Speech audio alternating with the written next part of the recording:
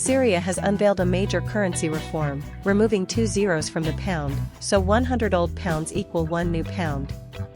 New banknotes, entering circulation on January 1, 2026, feature agricultural symbols instead of political portraits. The move aims to simplify transactions, reduce counterfeiting, and allow a transition period with both currencies valid.